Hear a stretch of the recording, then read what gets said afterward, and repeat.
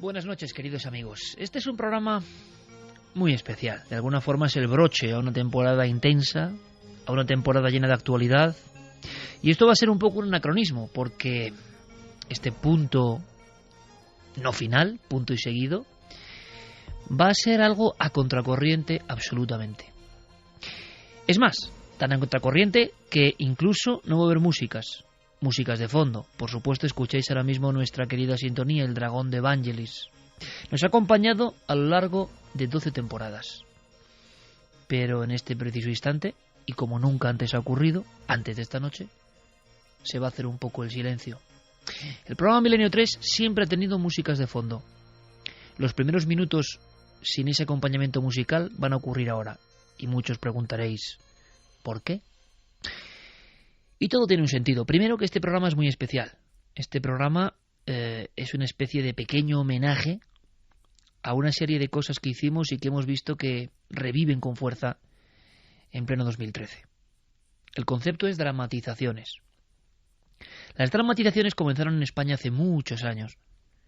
También es cierto que hacía muchos años que nadie las resucitaba. Y no es cuestión de ponerse medallas, pero os aseguro, amigos y amigas de Milenio 3, que sobre todo los más jóvenes que seguís el programa hace poco tiempo, tendréis que saber que nosotros, humildemente, en cierto momento, una cosa que era hacer teatro en la radio, la recuperamos, la intentamos oxigenar para volver a encandilar a la audiencia de todas las generaciones, de todas las edades, de todas las localidades. Recuerdo perfectamente que incluso algunos directivos no estaban muy de acuerdo. Hablamos del año 2003. Eso de hacer teatro a través del micrófono sonaba tan antiguo, sonaba a cosa casi decrépita. Pero claro, cada uno es hijo de sus imágenes y sus sonidos. Nuestra patria también son los sonidos, y yo, desde muy pequeño, escuché algunos programas que dramatizaban historias de terror. Y seguramente por eso, uno de mis sueños al llegar a la SER, al empezar con esta nave radiofónica de Milenio 3, de inmediato, en cuanto pude, fue hacer eso. Esa especie de teatro del aire, teatro de los sueños, teatro de la imaginación. Porque me da la impresión de que, al igual que ocurre con una película y un libro, el libro lo hace uno suyo. El libro tiene las imágenes que queremos que tenga. El libro hace que las neuronas trabajen y la imaginación surja. Y entonces, yo en mi memoria tenía aquellos episodios, aquellos increíbles relatos nocturnos de maestros como Chicho Ibáñez Serrador, sus terrores favoritos en radio, o en Radio Nacional de España, porque, lo digo siempre, ante estas cuestiones da igual la vitola, la divisa, el escudo o el micrófono, todos somos la radio. Y en Radio Nacional de España, en los años 80, se emitió un programa que a mí me marcó profundamente, y esto creo que no lo he contado. Ese programa, con guión de José Antonio Valverde y la voz de José María del Río, se llamaba Miedo. Y hacía falta poco, un narrador y unas buenas historias. Claro, aquello me hizo muchas veces ponerme casi la sábana al cuello. Y yo pensé en muchas ocasiones en intentar volver a trasladar todo esto con los medios de hoy. Total, que hacia noviembre, un frío noviembre de 2003, el equipo de producción de la SER se puso a trabajar. Bueno, ¿y con qué historia podíamos empezar esta locura? Era un poco una prueba. 10 años después, esta noche, vuelve a sonar La Niña de Villaverde. ¿Qué era La Niña de Villaverde? Era una historia que yo elegí de inmediato porque tenía todos los condimentos para ser la típica historia para no dormir. Un piso no muy lejano, un piso que podía estar cerca de cualquier casa, de cualquier oyente. Un piso donde nunca había pasado nada hasta que todo empezó a ir mal. Un piso en Palomeras Bajas, barrio de Vallecas, Madrid. Una niña y una muerte. La ouija, la policía, fenómenos extraños y sobre todo el miedo. Y el gran reto, ¿seríamos capaces a través del micrófono amarillo de la SER, primero de recopilar, de reilusionar a aquellos que habían hecho ya teatro radiofónico décadas atrás? ¿Podíamos encandilarles para que se pusieran en la piel y en la carne de esos testigos que vivieron el miedo en su casa? ¿Y ese miedo se podría transmitir tantos años después? Bueno, hagamos la prueba. Ha pasado una década y os aseguro que escuchar esta primera dramatización del equipo de Milenio 3, emitida hace tanto tiempo, sigue generando las mismas sensaciones. No hay imagen, pero aquí la imagen sobra. Así debutamos, y este programa, este broche final de temporada, va a ser un recorrido, por eso no hay música, por sonidos, emociones, angustias, personajes y voces. Todo eso conforman historias que para nosotros son inolvidables, y que espero que sobre todo para los más jóvenes, los que han conocido Milenio 3 hace pocos años, esto sea ya algo imborrable. ¿Comenzamos? ¿Os atrevéis? Un portal número 8, una casa normal y unos acontecimientos del todo anormales. ¿Cuánto tiempo tardará en volver? ¿Por qué me haces esto, papá? Prometiste justo antes de morir que me ibas a hacer mucho daño en la vida y lo estás cumpliendo. Primero te llevaste a mi Estefanía con solo 18 años y toda una vida por delante. Y ahora esto... Esto no es vida. No es vida, Dios mío. Anda, vosotros, id allí y no os mováis. No salgáis al pasillo ni vayáis a vuestra habitación. Esta noche dormiremos todos aquí en el comedor. A lo mejor si estamos juntos puede que esa cosa, esa sombra no nos ataque en este lugar. Mira su foto. Es ella. Nuestra Estefanía. Venga, mujer, deja ese marco y vámonos a dormir. Ya hemos colocado los colchones. Aquí estaremos todos muy seguros.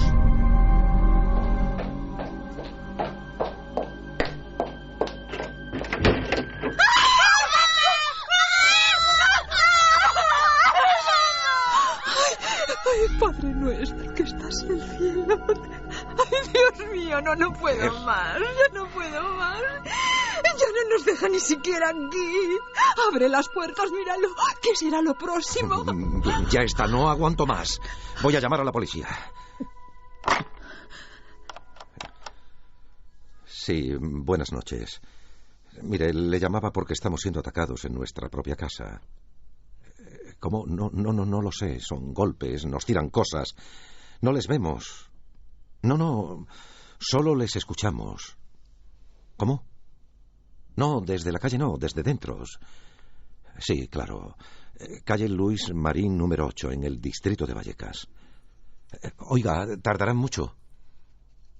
Claro, gracias. Que estarán aquí lo antes posible. No servirá de nada. ¿Cuántos videntes y curanderos han venido ya por aquí para echar a esa cosa del piso? ¿Y qué ha pasado? ¿Se ha ido? No. Cada vez nos ataca con más fuerza. Mujer. ¿Lo has visto? No he visto. ¿Qué? Esa sombra. Ese hombre sin cara, sin ojos, sin nada. Ha cruzado corriendo por el pasillo. Ha pasado justo por delante de la puerta. Ahora mismo. Es mi padre, es mi padre. Seguro que es mi padre.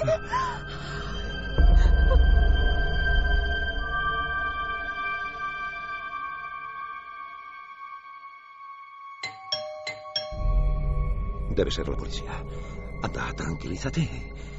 Ellos nos van a ayudar, mujer. Tranquilízate. Buenas noches, señora. Buenas noches. Buenas noches. Tranquilízate. Dios mío. Tranquilízate, que la gente nos va a ayudar. ¿Verdad, señor agente? Bueno, lo voy a intentar. Primero necesito que me expliquen... Mire, hace un año murió mi padre en esta misma casa y me dijo que me iba a hacer mucho daño en la vida. 2 meses después, mi niña, Estefanía, la mayor, nos enteramos que jugaba a la ouija esa y es que... Mire, se comportaba de un modo muy extraño.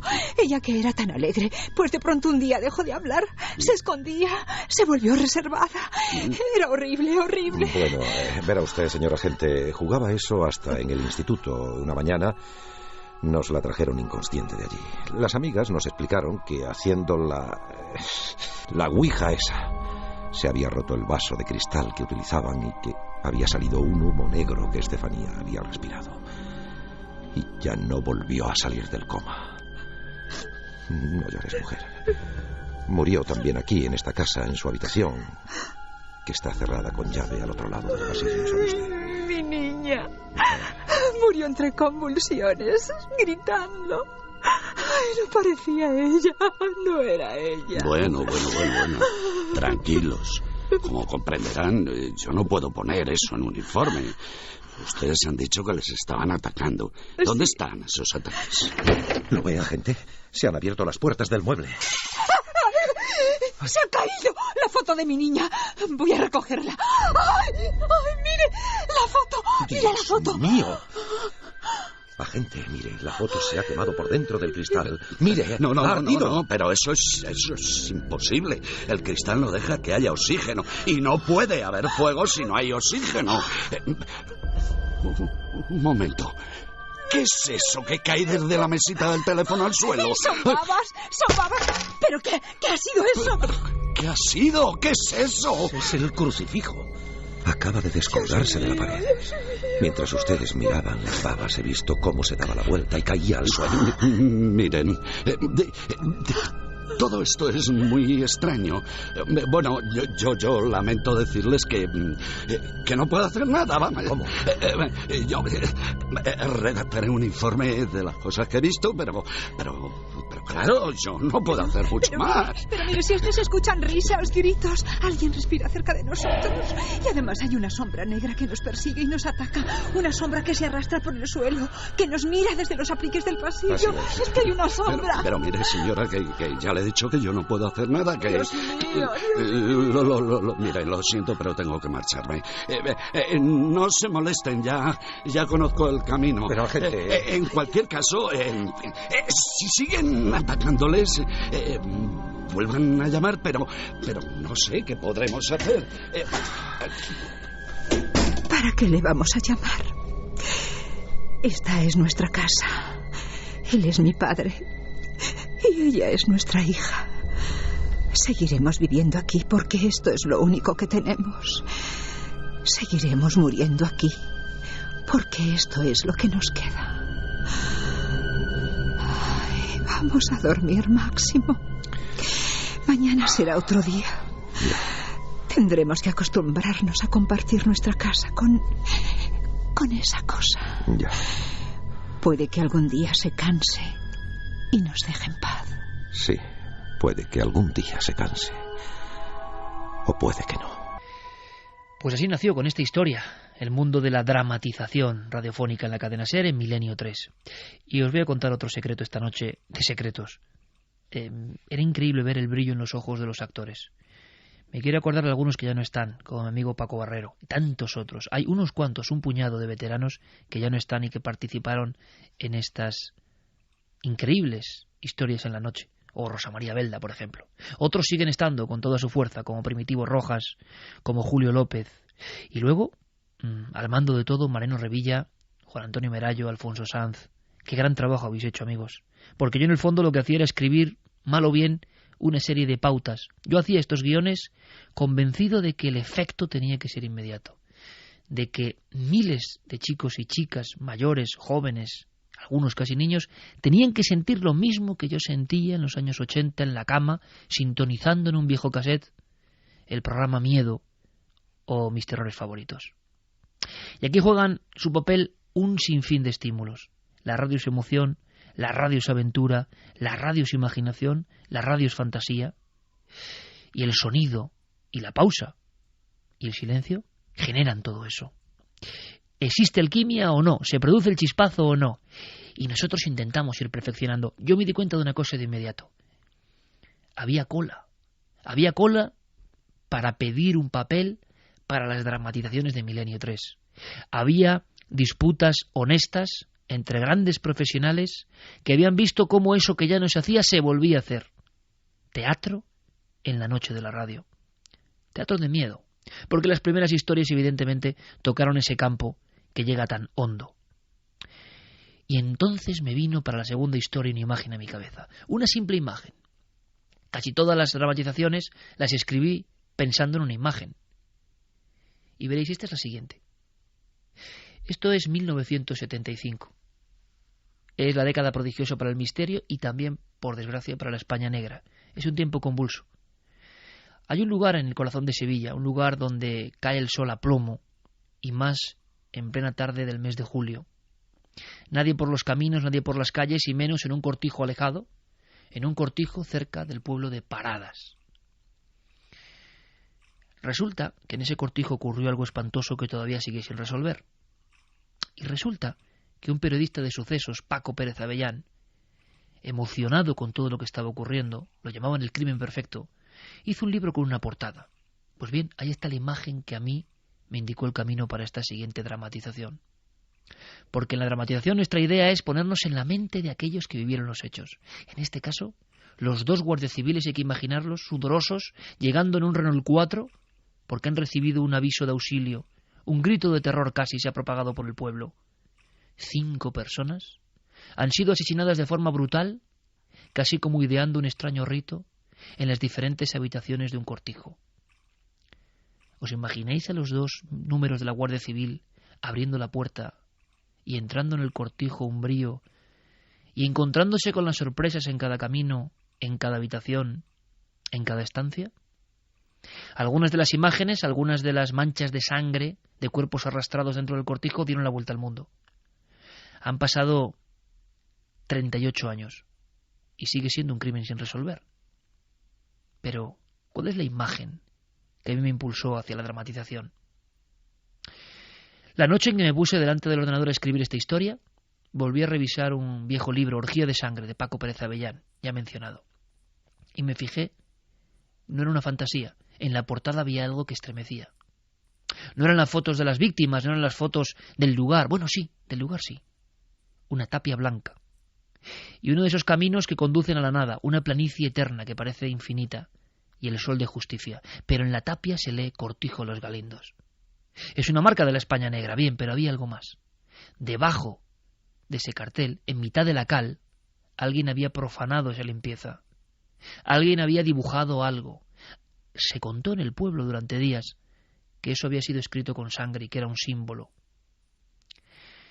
En la blanca tapia del Cortijo de los Galindos en julio del 75, alguien anónimo, no sabemos quién fue, de forma salvaje, casi con la mano empapada en sangre o pintura roja, puso: aquí mataron a 5.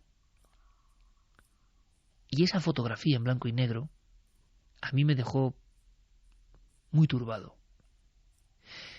Y me imaginé la peripecia de los 2 primeros testigos que llegaron a un lugar de horror. Un lugar que sigue siendo un expediente X sin resolver. Ahí en la casa de la pana nadie me invitan a mí.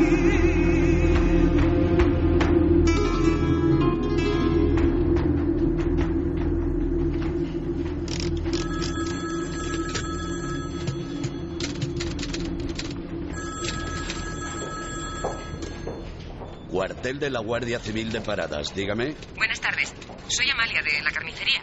Mire, mi marido y yo veníamos en coche de Sevilla y al pasar cerca del Cortijo Los Galindos hemos visto fuego. ¿Fuego? ¿Dentro de la casa? Rupert, llame allí ahora mismo. Mire, era más bien como humo, de la zona trasera. Pasamos muy lento por la carretera y vimos que la verja estaba abierta. Ay, señor, habrá pasado algo. Mi comandante no coge nadie. Parece que se ha cortado la línea.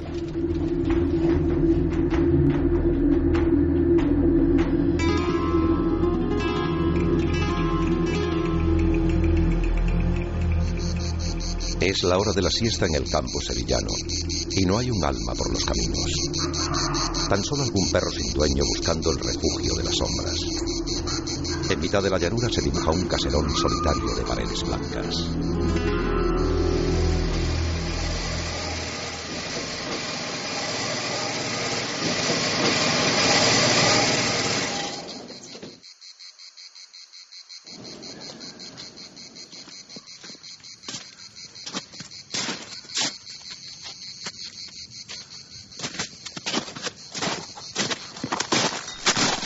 ¡Zapata! ¡Zapata! No hay nadie. ¡Manuel! ¿Pero dónde se ha marchado esta gente? Mi comandante, ¿no lo nota? Aquí hay algo que se está pudriendo.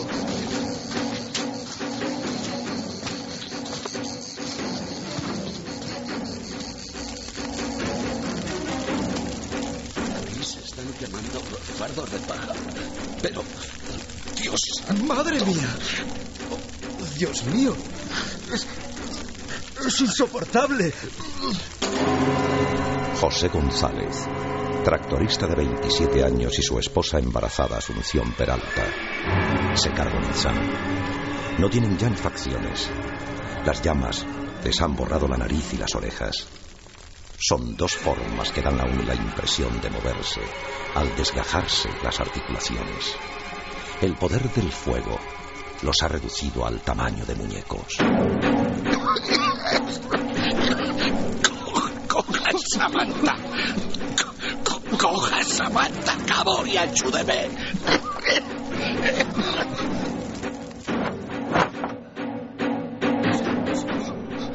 Sonia José y su mujer. Mira el collar de ella. Dios mío, ¿pero quién ha hecho esto? ¿Quién?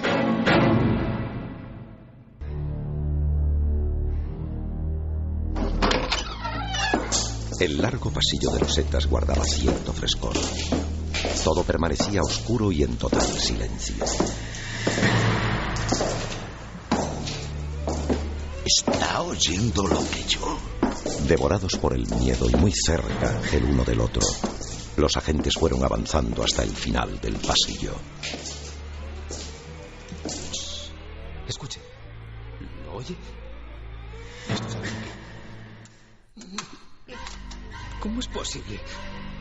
La habitación está cerrada con llave, pero ahí dentro tiene que haber alguien. Espera, ya no se escucha nada. Pero... Abra sin contemplaciones que yo le cubro.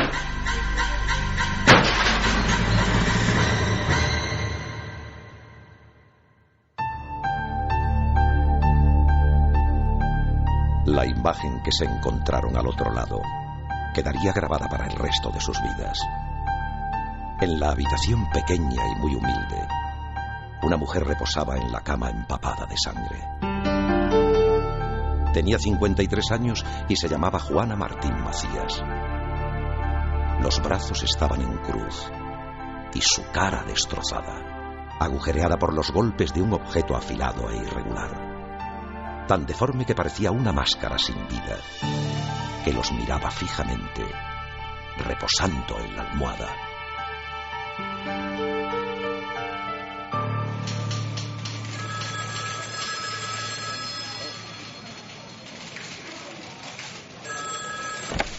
¿Sí? Esto es el Sevilla hoy, sí. ¿Cómo dice? ¿Otros 2 cadáveres? Sí, a punto. Uno es Ramón Parrilla. Estaba en la parte trasera y recibió un disparo de escopeta a corta distancia, sí. ¿Y Zapata? Entonces debe ser Zapata, que se volvió loco y mató a todos, ¿no?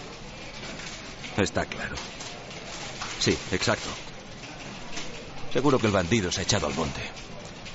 Esto lo mando para la edición de mañana, claro. Nos he llamado gente de todo tipo. Desde los que dicen que vieron una luz en el cielo hasta los que hablan de un grupo de encapuchados acercándose allí. Ya ve qué cosas.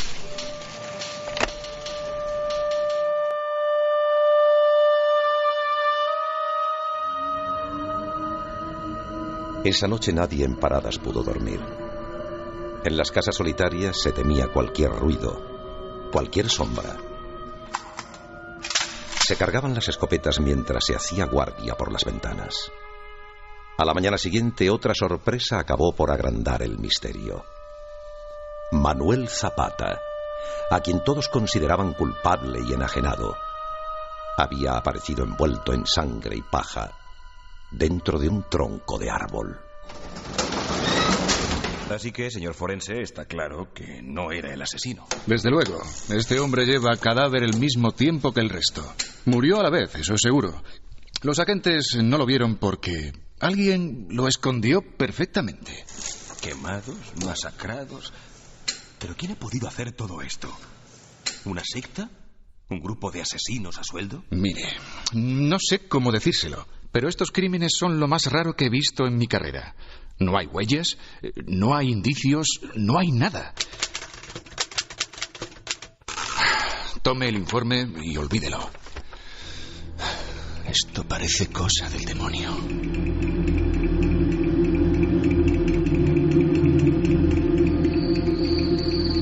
El periodista no hizo caso.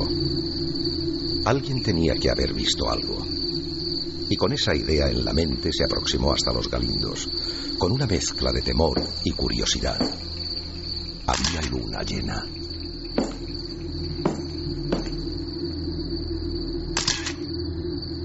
Todo era silencio, quietud, mientras el flash fue recorriendo la pared encalada, hasta que se encontró con algo inesperado. ¿Qué es esto? ¡Santo cielo! ¡Sangre! Una mano anónima y fantasmal había escrito con trazos temblorosos unos símbolos y unas letras que iban a dejar ese lugar maldito para siempre. Unas palabras que parecían surgir de las entrañas del muro, clamando venganza. Aquí mataron a 5.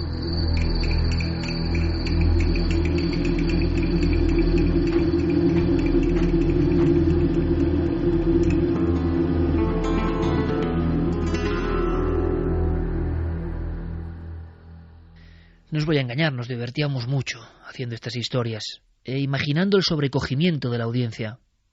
Y, como el mencionado Chicho Ibáñez Serrador, imagino que hasta con un cierto humor vitriólico, pensando en los sustos que proporcionábamos, pero nunca con el único afán de generar miedo gratuito. A través del miedo se contaba una historia, a través de la tensión y el suspense se narraban unos hechos que creíamos que eran importantes para el conocimiento de lo que ha sido nuestro propio devenir como país, con sus secretos, sus misterios, sus mentiras, sus interrogantes. Pero claro, había un personaje, una entidad, una fuerza que siempre nos ha llamado la atención. Mi siguiente objetivo fue hablar del diablo.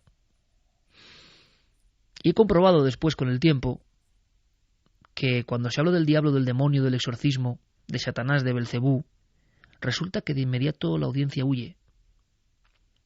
Y no me extraña, porque estamos sacudiendo la fuerza más sombría, el nombre que queramos, la capa que le pongamos, la cultura disfraza a la entidad, pero la entidad o el mal, sin duda, nadie lo puede dudar, creo yo, a día de hoy, viendo lo que se ve, existe. El mal que posee al ser humano.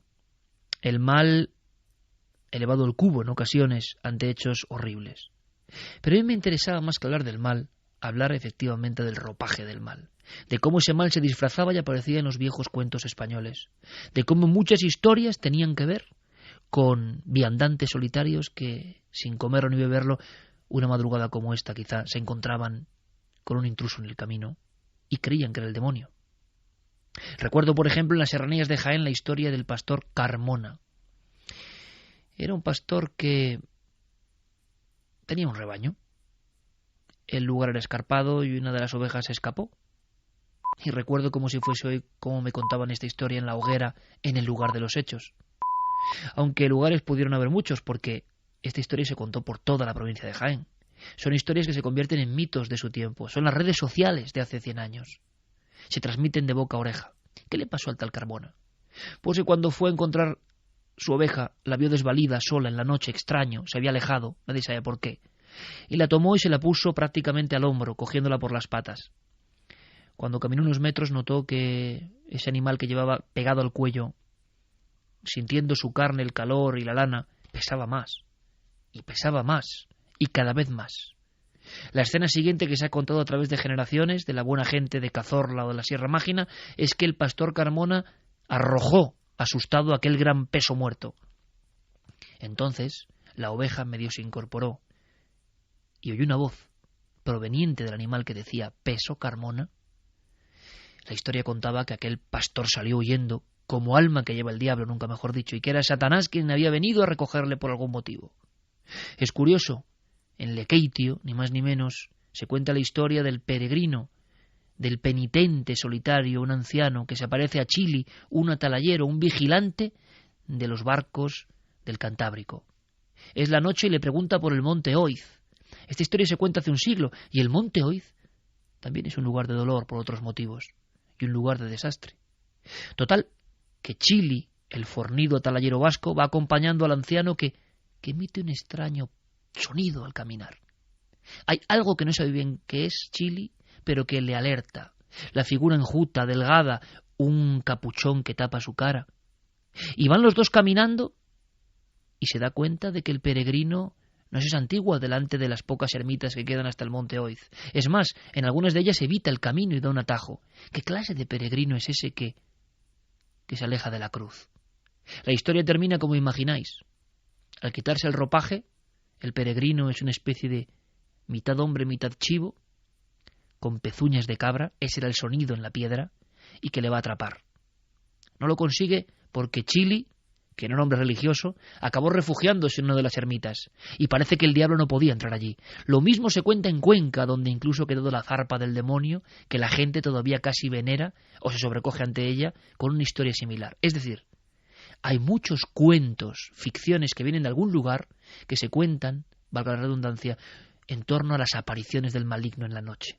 En el fondo, quizá, una especie de historias moralizantes para preocupar a la gente, para que no ande de noche a solas, puede ser, o quizá hay algo más. Y tanto que hay algo más. Y lo vais a descubrir en esta historia, el pastor que vio al diablo, porque a diferencia de Carmona o de Chili, este sí tenía nombre y apellidos. Este tiene una tumba, se llama José Pancho Campo, murió en el año 47, y en Garganta la Olla, Extremadura, todos le conocen así, el pastor que murió de miedo al encontrarse con otro personaje en el monte. Yo he estado delante de esa tumba en Garganta la Olla. Yo he hablado con los familiares que tanto tiempo después recuerdan su miedo y su terror, y me imaginé cómo pudo ser su agonía. ¿Hay un pastor que vio al diablo? ¿Hay DNI de esta historia? Pues la respuesta es sí. José Pancho Campo se muere. Es ya casi un cadáver sobre la cama, pero no deja de contar la historia que le ha atormentado durante todo este tiempo. Vi al demonio, padre. Vino a por mí aquella noche. Y ahora lo noto cerca. In nomine Pater, Filii, Spiritus Sancto. No siga con aquella historia, José. No se atormente más. Ya le dije que fue una alucinación, una fantasía. El demonio. Alma de Dios, si hace 2 años no me hubiese contado esto bajo secreto de confesión, le hubiese enviado al manicomio. Lleva desde entonces en este lecho. Debe superarlo, José.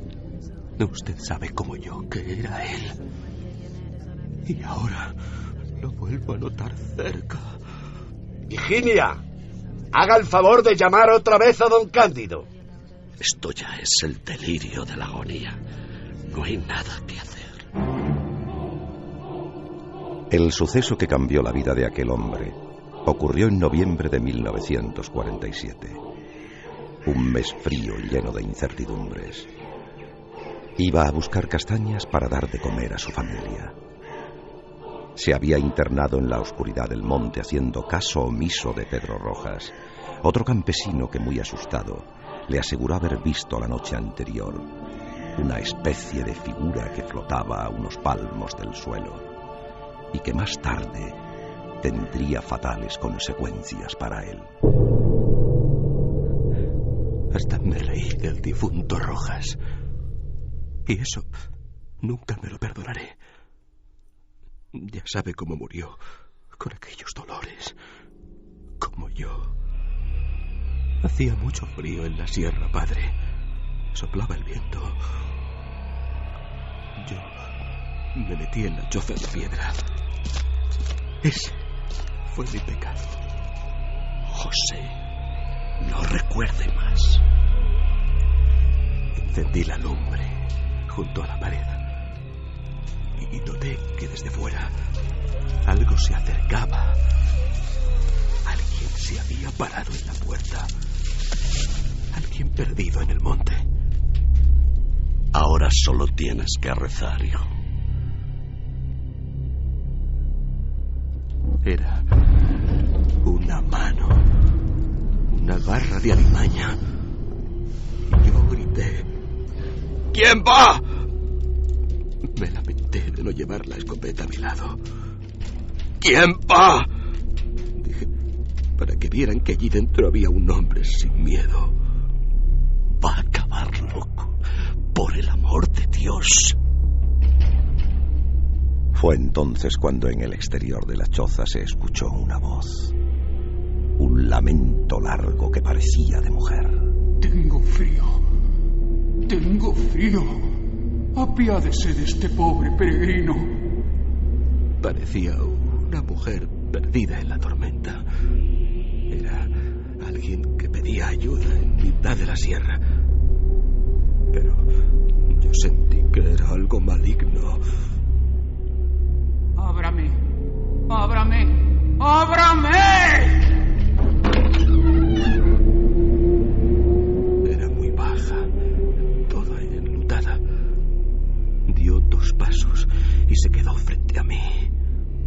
Noté que se me doblaban las rodillas. No le veía la cara. Estaba tapada por aquel capuchón de monja. No se agachó ante la cruz de la pared. Yo me volví al fuego. Y entonces vino hacia mí. ¿Es que no me conoces? Mírame. Mírame, José.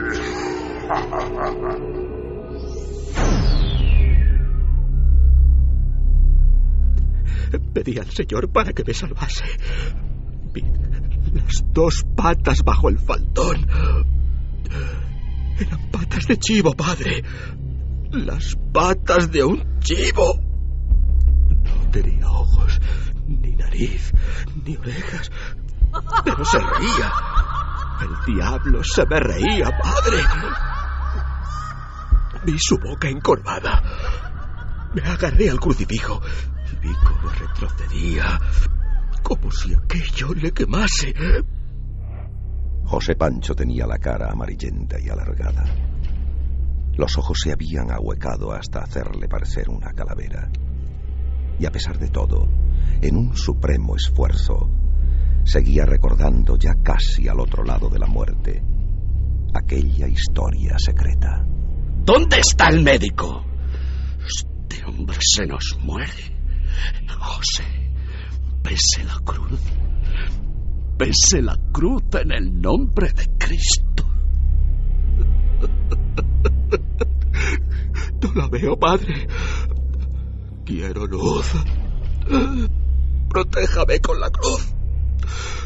Démela. Démela, padre. Agárrala fuerte, hijo.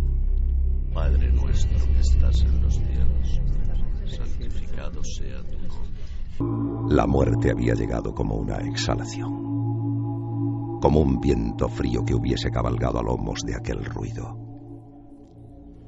Un minuto después llegó sudoroso el médico. Don Cándido, por fin, Dios santo, este hombre acaba de morir. ¿Cómo ha tardado tanto? Tranquilícese, don Manuel. He tenido un percance. ¿Se ha quedado así? Sí, ya lo ve. Con los ojos en blanco y esa sonrisa horrible. ¿Es un rigor mortis tan extraño? ¿Decía algo? No, nada. ¿Verdad, Higinia? Por cierto, ¿acaso ha ocurrido alguna otra desgracia ahora mismo? No lo entiendo, don Cándido. Casi atropello a Sor Lucía ahí abajo. Ha sido un milagro que no haya hoy 2 muertos. ¿Sor Lucía? Pero no es posible. Hace ya 3 días que marchó a Cáceres. ¿Dónde la vio? Bueno, es la única religiosa que pasa por esta aldea. Yo me crucé con la monja y pensé que... El sacerdote, sabedor de que todo era secreto de la confesión, no podía decir nada, pero ahora empezaba a comprenderlo todo. ¿Una monja? ¿Pero dónde la vio? ¿Dónde? Tranquilícese, hombre. Estaba aquí. Atravesó a toda prisa la era que rodea la casa. La vi con las galas negras, como huyendo de algo. Dios mío. Me salió en el camino y caí con la cabalgadura. Le grité, pero no se volvió. Caí de bruces. Y mire cómo me ha quedado el maletín. Dios mío. Dios mío. ¿Pero qué le ocurre, don Manuel? ¡Don Manuel! ¡Don Manuel! Muchos ya sabéis que desde niño he perseguido, casi como si fuera un sueño o un anhelo, el enigma de los ovni. El enigma de los ovni que cuando uno va profundizando en él a lo largo del tiempo se da cuenta que hay de todo lo imaginable dentro de esa carcasa. Lo que eran ángeles ayer o demonios anteayer, hoy pueden ser extraterrestres y mañana serán otra cosa holográfica, desconocida, que ni comprendemos. En el fondo, la constante visita de algo o alguien que hace comprender al ser humano su infinita pequeñez, que no controla todo lo que pasa en este planeta Tierra, que aunque se cree el dueño de todo, sigue habiendo fuerzas, enigmas, avisos, sincronicidades, profecías, avisos, que nadie sabe de dónde vienen, pero que parece que vienen de otro lado, de lo que algunos físicos cuánticos de primer nivel llaman realidad velada. Todos nos afanamos y quizá pasemos a la otra orilla sin acabar de entender, solo raspando, solo pasando por encima de ese concepto otra orilla o realidad velada. Pero de él parecen surgir también muchas historias que nos aterran, otras que nos sorprenden y otras que nos hacen soñar. No todo va a ser negativo.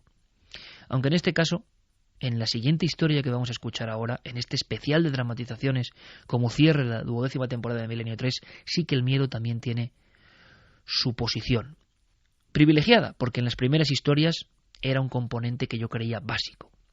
Luego, como veréis a lo largo de la noche, también nos fuimos a la historia, nos fuimos a la biografía, nos fuimos a la religión, nos fuimos a cosas mucho más hermosas. Pero yo tenía muy impregnado mi cerebro y mis neuronas de aquellas emisiones de miedo y quería ver si era capaz de repetir el proceso, el chispazo.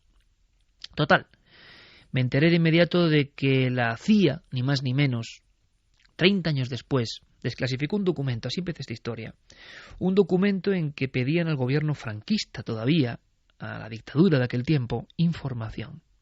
Pero no era una información cualquiera, era una información sensible. ¿De qué se trataba? Ni más ni menos que uno de los altos mandos de esta agencia de inteligencia requería a nuestro Ministerio del Aire información sobre una serie de acontecimientos ocurridos entre el 20 y el 21 de marzo de 1974. Al parecer en Sevilla y Cádiz, dos personas bien distintas, a la misma hora, habían recibido el susto de sus vidas. Habían tenido que salir a la carrera en la carretera, abandonando incluso su vehículo por la aproximación no solo de una luz, sino de algo que parecía un individuo, un extraño extranjero. ¿Qué era eso?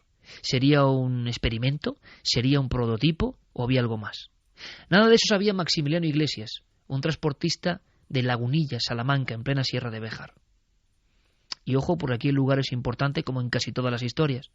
La Sierra de Béjar es uno de los últimos reductos mágicos de la España eterna. La Sierra de Béjar es un lugar donde todavía hay ensalmos, donde todavía las campanilleras tocan a las ánimas y donde todavía, por ejemplo, en la alberca existen unas calaveras metidas en la muralla de la propia población que nos recuerdan que no somos nada.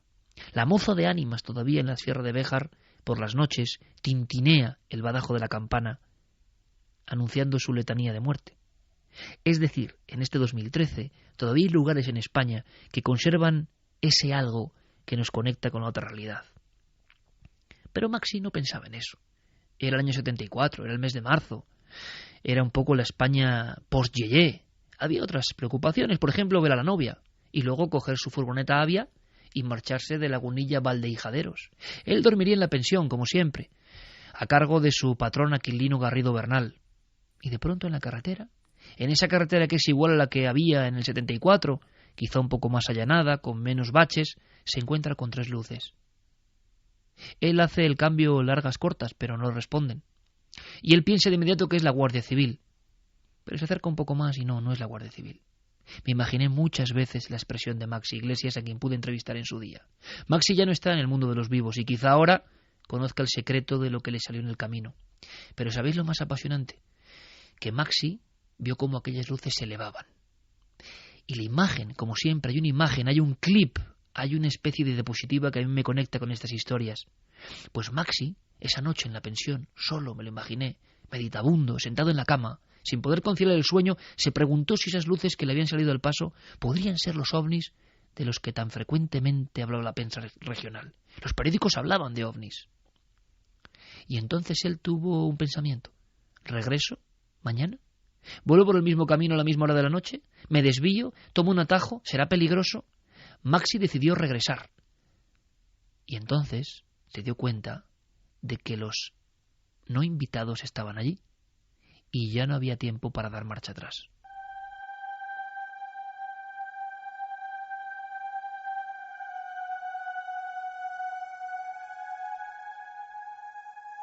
Aquel día el telediario abrió su tercera edición con una noticia sorprendente. Un viajante de comercio de Sevilla había sido perseguido por un misterioso artefacto. Dos destacamentos militares militares de la base de Morón de la Frontera se han desplazado hasta la carretera de Castillo de las Guardas para analizar las huellas calcinadas por el objeto volante no identificado. En la zona todo es confusión y temor. En el único bar de Lagunilla, un pequeño pueblo de la provincia de Salamanca, se había formado un considerable revuelo. Yo os digo que ayer se vieron 2 luces como esas cerca del Paso de los Lobos. Las vi con mis propios ojos. Yo te creo. Mi difunto padre vio uno de esos cerca de Béjar, en pleno día. Si hasta Atanasio, el médico, debió encontrarse con un demonio de esos hace un par de semanas. Está claro, patrona, pero ¿de dónde vendrán? ¿Qué querrán de nosotros?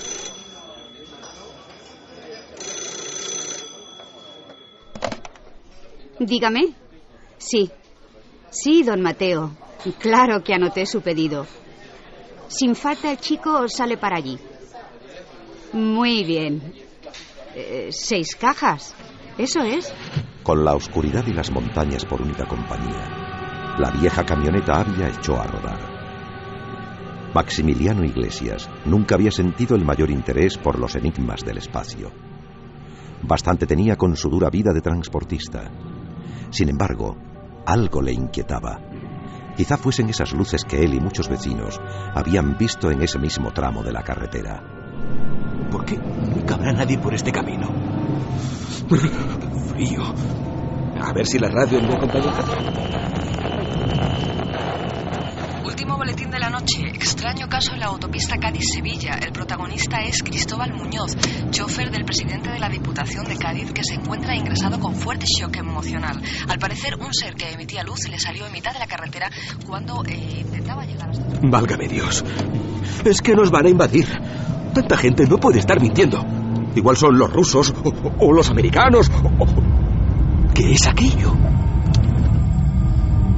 Como en un mal presagio, tal y como había sucedido en la noche anterior, 2 luces muy potentes aparecieron de frente, muy cerca del asfalto, como si le esperasen desde hacía tiempo. ¡Tú! ¿Estás loco o qué? ¡Quita las largas! ¡Aparta, hombre! ¿Qué le pasa a esto ahora? Era inútil. Todo el sistema eléctrico se había venido abajo por la influencia de algún tipo de energía. ¡Vamos, arranca de una vez! ¡No te pares! Aquí no, por favor.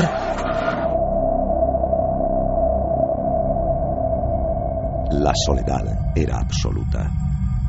A un lado los barrancos y precipicios, y al otro, esperando al final del camino, aquellos objetos posados en mitad de la carretera. De pronto, todo su brillo se apagó como tragado por la noche, y algo comenzó a moverse. ¡Santo cielo! ¿Quiénes sois? ¿Quiénes sois? No obtuvo respuesta, pero eran 3. 3 hombres muy altos. Demasiado para tratarse de seres humanos. Se habían girado al percibir la presencia de la camioneta, y uno de ellos le estaba señalando y había comenzado a subir la cuesta. ¡Socorro! ¡Socorro, ayúdame! ¡Socorro, no hay alguien ahí! ¡Que alguien me ayude, por favor! ¡Por favor, que alguien me ayude! Corrió hasta que no le quedó aire en los pulmones. Cuando miraba atrás, veía cada vez más cerca la silueta de aquellos gigantes. Caminaban a grandes zancadas y al mismo tiempo unas voces desagradables y metálicas sonaban por toda la sierra. ¡Regresa! ¡Regresa! Sabiendo que no había escapatoria, decidió tirarse de cabeza en una zanja cubierta de lodo. Allí, asomando justo la cabeza para respirar, vio avanzar a uno de aquellos espectros que iba rastreando entre los matorrales, como buscando a su presa. Entonces comprobó cómo iban enfundados en un traje de una sola pieza, del que solo asomaba un rostro blanco y envejecido, con ojos tan inexpresivos que parecían los de un muerto. Somos nosotros. Es la hora del regreso.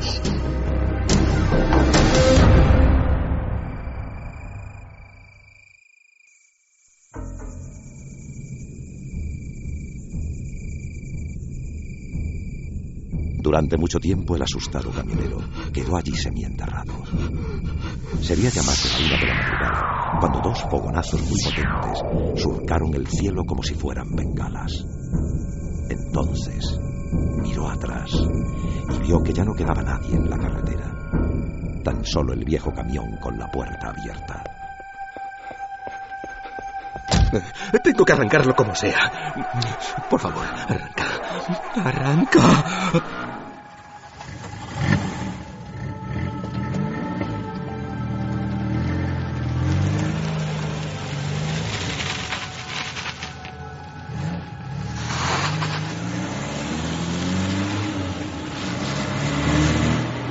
A la mañana siguiente, miembros de la Guardia Civil inspeccionaban la zona.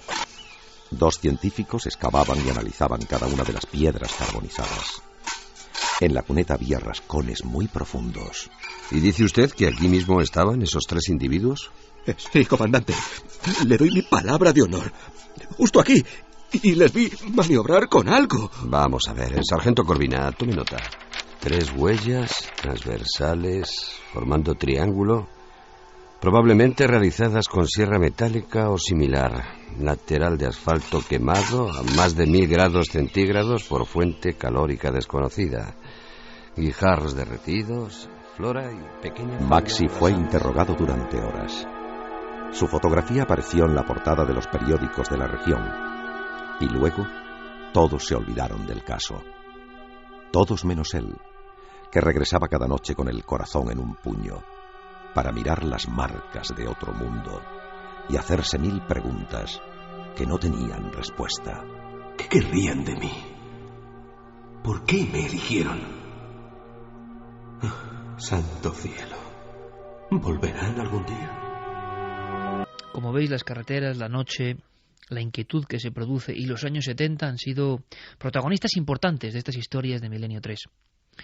Yo evidentemente tenía una especial ilusión por plasmar los casos preferidos, los que yo había investigado, aquellos en los que había visto incluso el miedo de los testigos en sus ojos, que había sentido eso que me sigue interrogando, que me sigue llamando y que me sigue sorprendiendo después de toda una vida dedicada a estos temas. Cuando alguien te cuenta algo y tú sabes que te está contando la verdad y lo está haciendo con una impresión, con un impacto, como el de aquellos que saben que han vivido algo excepcional que quizá nunca vuelvan a vivir. Y a veces la experiencia es agradable y a veces es todo lo contrario. Poco tiempo después de lo que hemos contado de Miedo en la Serranía anteriormente, el año 74, poquito después, en esa franja de tiempo que está entre el final de la dictadura y el inicio de la transición, en el tensionado año 1976, ocurre un caso que me interesó tanto que le dediqué 3 años de mi vida. El expediente X más secreto, nunca desclasificado, porque al parecer, dentro de una base aérea, en este caso en Extremadura, Talavera la Real, resulta que unos disparos habían surcado la noche, intentando alcanzar a un intruso que no parecía de este mundo. La cosa era grave, tan grave como para que los documentos del Ministerio de Defensa, en ese caso del informe 121176, indiquen extraterrestre como posibilidad. Creo que es el único documento oficial del mundo donde la palabra extraterrestre aparece como posibilidad de algo. Pero bueno, esa es otra historia que ocurrió esa noche fría y en la cual 3 soldados vieron truncada su vida después de una aparición. Pero yo, investigando allí una y otra vez, me enteré de que no era la primera vez que aparecía algo en la base aérea, que en la mismísima Tapia, junto a la carretera, la vieja Nacional 5, había habido otras historias. Se hablaba de una portuguesa atropellada y se hablaba incluso de alguien que se quitó la vida porque aquello se aparecía en la noche. Con todo eso, investigando de aquella ya, tomando datos de aquella ya, intentando ir un poco más al fondo de la cuestión, extrayendo documentos y datos, fui componiendo un puzzle, que es el puzzle del terror absoluto a la noche. El soldado en su garita solo, las imaginaciones, las sugestiones, un trozo de bosque delante de la garita, la zona de combustibles, donde cuentan que aparece alguien que fue atropellado hace mucho tiempo y quizá vuelve con ansia de venganza. Yo creí que era una leyenda urbana. Hoy os aseguro que no sé qué pensar, porque he conocido a esa gente que disparó. He conocido y he visto los casquillos que se dispararon. He estado en el lugar de los hechos. He visto toda esa trama oficialmente imposible. Pero mi interés en esta nueva dramatización fue llevar a todo el público, a todos vosotros, la tensión que yo vi en los testigos que hablaban de aquella mujer atropellada y de su regreso. Con todo eso hicimos esta auténtica historia para no dormir. Y yo lo titulé La Portuguesa.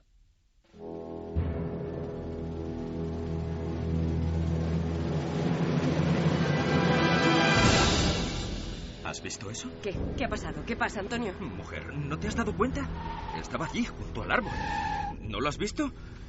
Voy a dar marcha. No, déjalo, no sigas. Por favor, vámonos de aquí ahora mismo. Pero, mujer, yo he visto algo ahí que... Que he dicho que nos vayamos de aquí, por el amor de Dios. ¿No me estás oyendo?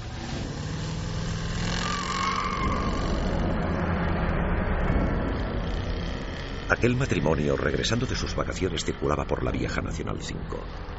Eran ya cerca de las 3 de la madrugada, y ambos, aunque solo fuera por una fracción de segundo, habían visto lo mismo.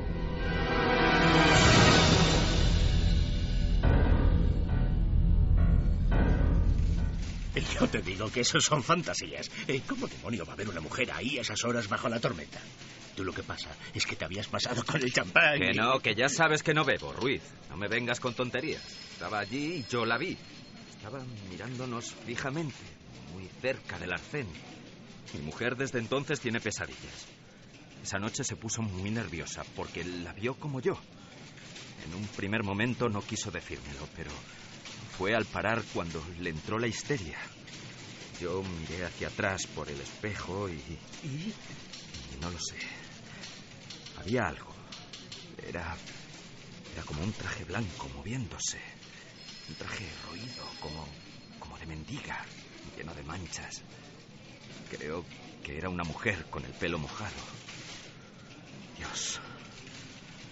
Lo que no puedo olvidar es la cara alargada, huesuda, acercándose entre la oscuridad. Es algo que no se me va de la mente. No se me va. Caramba, Antonio, no te pongas así. La verdad, yo bromeaba, pero te juro que no quería. Estaba bajo el árbol y juraría que lo que acunaba era un niño. La vi como en un flash, en el momento de dar las largas. Estaba allí, Ruiz, te doy mi palabra que estaba allí y que quería decirnos algo. Pero seamos lógicos. Quizá fuese una vagabunda, alguien perdido en mitad de la lluvia. Tampoco es demasiado extraño. Es que había algo más, algo que no estoy seguro de si es imaginación mía, porque ni siquiera se lo he querido preguntar a mi mujer. Pero vi algo que le caía por las piernas. Algo que me dio la impresión que era sangre. Como si aquella mujer perdida acabara de ser acuchillada o asesinada allí mismo. Durante varias noches Antonio Beltrán no pudo conciliar el sueño. Más de una vez estuvo tentado de coger el coche y acercarse de nuevo a aquel lugar en mitad de la madrugada.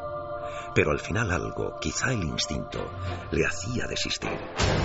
A pesar de ese miedo, su curiosidad iba creciendo, al mismo tiempo que el silencio de su esposa se hacía cada vez más profundo y distante. ¿Qué te ocurre, mujer? Te veo muy desmejorada. Nada, tómate el café. Son esos sueños que no me dejan en paz. ¿Sueños? ¿Y qué es lo que sueñas, querida? Tú también lo haces. Me he despertado varias noches y te he visto hablando solo. Es como si los dos estuviésemos soñando lo mismo desde aquella noche. Por favor, basta ya de seguir con esa historia. Lo que vimos fue un simple reflejo.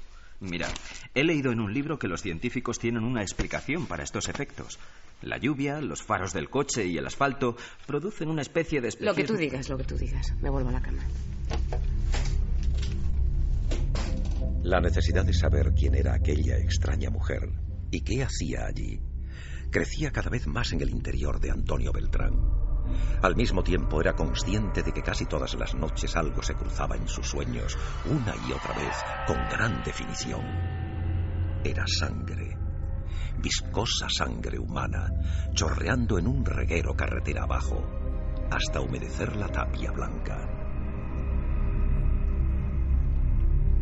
No te negaré, querido amigo, que más de uno de los soldados han visto lo mismo que tú. ¿Pero exactamente en el mismo sitio? Junto a la vieja tapia, bajo el árbol, allí mismo. El despacho del sargento Arias era austero y viejo. Desde la ventana podía verse la carretera y el punto exacto del que estaban hablando. La amistad forjada desde hacía más de 30 años y los rumores que circulaban por una ciudad como Badajoz habían llevado a Antonio hasta allí. ¿Y es verdad lo que cuentan del soldado aquel que una noche... Tan cierto como este informe. Ahí lo tienes. Pero, por favor, que esto quede entre nosotros. Ya ves que aquí callar una historia es difícil. Te aseguro que me expedientarían si cuentas esto a alguien o se entera algún superior. Todo el mundo guarda silencio sobre la portuguesa. Pero en estas hojas aparecen más testigos. Santo cielo. Toda esta gente la ha visto desde que aquel chico...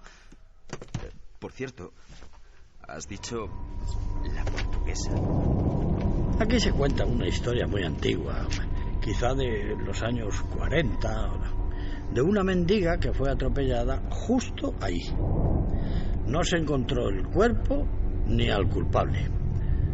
Pero parece que una mujer embarazada no fue socorrida y quedó allí desangrándose con el bebé en las entrañas durante toda la noche. Una noche de tormenta. Eso dicen. Una noche de perros. Y desde entonces, toda esa gente que aparece en estos informes ha venido a la base a denunciarnos lo mismo. La misma aparición. Bueno, sobra decirte que todo esto se guarda en ese mismo cajón y de aquí ya no sale. ¿Y esta foto? Dios. ¿Esto qué es? Para Antonio fue un gran impacto encontrarse con aquella imagen de una cabeza destrozada, como si fuese una sandía reventada contra el asfalto. La fotografía en blanco y negro, adjunta al grueso expediente, mostraba además el cañón de un fusil que se asomaba como una sombra. José Mateo Cano, 20 años, suicidio. Un tiro en la boca en esa garita que ves ahí. Pegada a la carretera y al árbol. El rincón de la portuguesa, para hablar claro. Sus compañeros nos confesaron que andaba muy nervioso siempre cuando le tocaba hacer guardia allí. A alguno le había hablado de un sonido como una risa que poco a poco se hacía más audible y que salía desde los arbustos del otro lado de la carretera. Al parecer, una de esas noches, llegó a ver la figura de la mujer, con el traje manchado y como flotando, una mujer mayor con una sonrisa, algo que iba avanzando en su dirección. Así hasta que se descerrajó un tiro en la boca. Ahí lo ves perfectamente. Y lo grave es que no ha sido él. Desde el mismo momento en que se construyó esta instalación militar, ha habido gente que la ha visto. Una noche de hace un par de años, 3 soldados abrieron fuego contra una figura que avanzaba en la oscuridad. Y justo antes de aparecerse, también habían escuchado un misterioso sonido, como un llanto.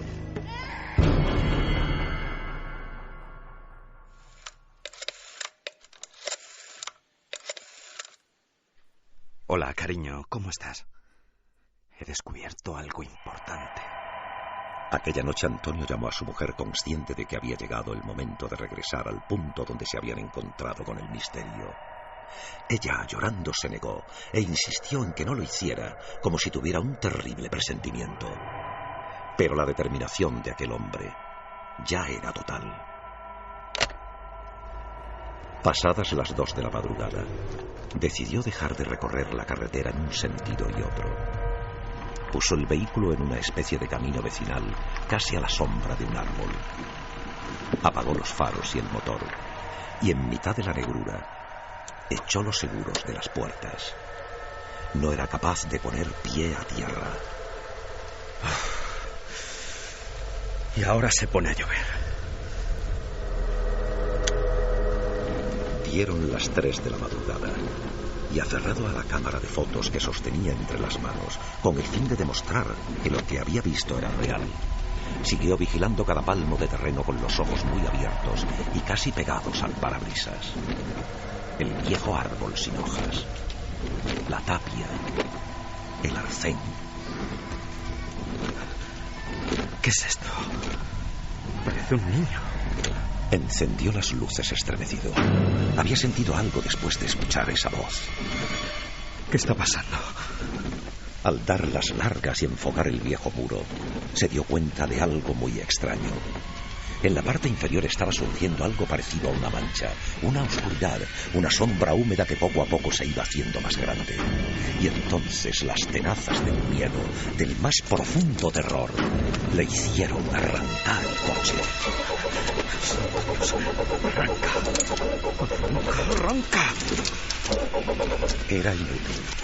El motor estaba completamente ahogado y él a punto del colapso. Empujó la puerta con todas sus fuerzas para salir, como si algo interno le dijese que tenía que alejarse a toda costa de allí. Lo intentó varias veces, pero... ¡Ábrete!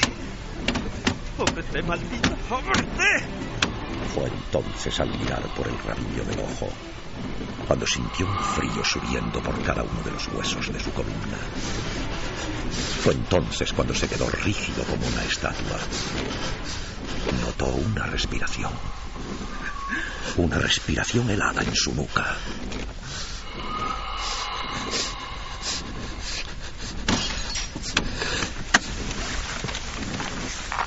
¡Socorro! ¡Ayuda! ¡Socorro! ¡Socorro!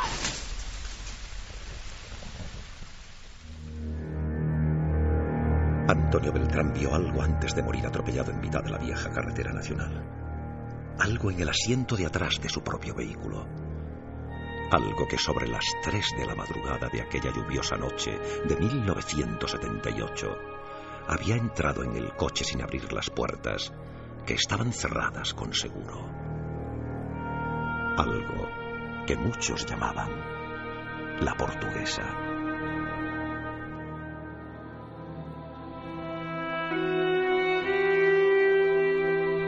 Cuando esa misma madrugada, sobre las 5:30, la policía llegó a casa de su esposa, ésta se encontraba temblando, llorando sin consuelo, como si sus propias pesadillas le hubiesen informado con antemano de lo sucedido.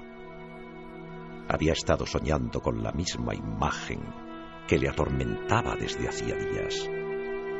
La sangre circulando por el asfalto una y otra vez, como en un mensaje de alerta. La sangre roja, que esta vez era de su propio marido.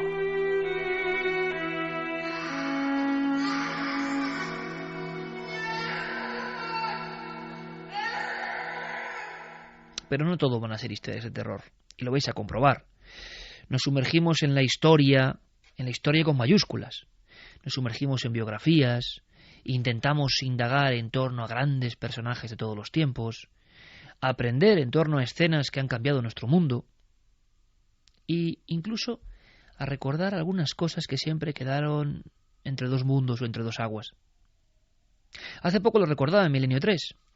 Hubo un extraño programa en la televisión española que se emitía para los niños, en aquella televisión un poco experimental y realmente vanguardista que nosotros vimos, que tuvimos la suerte de crecer con ella, que era Planeta Imaginario. Salieron unas marionetas y daba un aspecto todo eso bastante bizarro y bastante tenebroso. Y yo tengo grabada en la mente la imagen de la aparición de dos niños con dos caretas grandes, desproporcionadas, dentro de una cueva. Ahora sé que estaban contando la historia de los niños verdes de Banjos. Yo tendría unos 10 años o 8 años al ver aquella emisión de Planeta Imaginario y no lo he podido olvidar. Y he comprobado, a través de las redes sociales, a través de los contactos con este programa, que vosotros tampoco. Lo bonito es que a partir de esta noche todo esto resurge y todo esto se escuchará 1 y 1000 veces. La historia es la de una cueva. La historia es la de un pueblo que no sabemos bien cuál es su nombre. Oficialmente Banjos. Oficialmente un sitio donde nunca pasaba nada. Lo que pasa es que luego la investigación nos ha llevado a intentar indagar en torno a pueblos deshabitados, esos pueblos donde no queda nadie, solo el recuerdo, donde aparece la escuela con los pupitres y ya no hay clases, ni maestro, ni sonidos. Banjos puede ser uno de ellos. Se cuenta que al finalizar el siglo XIX, todo el pueblo, el notario, el sacerdote, el médico, asistieron a algo asombroso: la aparición de 2 niños que aseguraban venir de otro mundo lejano, que tuvieron que aprender a hablar y que hablaban de un sol perdido en algún tipo de sistema desconocido. ¿Por qué los niños verdes? Porque tenían prácticamente esa coloración. Médicos han intentado estudiarla leyendo la verdad e intentando arrojar también al mismo tiempo una solución biológica. Descubriendo, indagando, buscando en archivos, nos dimos cuenta de que esta historia en el fondo parecía un remedo o una especie de resurrección de algo ocurrido en el siglo XII en el condado de Woolpit, en Inglaterra. Allí, otra cueva, 2 niños, y ya en pleno románico, la aseveración de que venían de otro lugar muy lejano. Bueno, puede ser un mito, o puede que no. Lo lógico es pensar que sí, pero vaya mito más hermoso. ¿Qué pasó con los niños verdes de Banjos?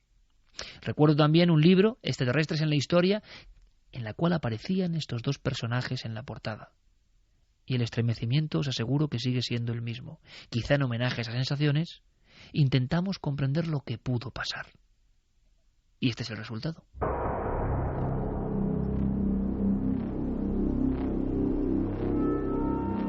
Una tarde de enero de 1887 ocurrió algo en un pequeño pueblo de la Sierra de Béjar. Algo que, a pesar de que la aldea hace tiempo que ya no existe, se sigue rumoreando en la voz quebrada de los vecinos de la comarca.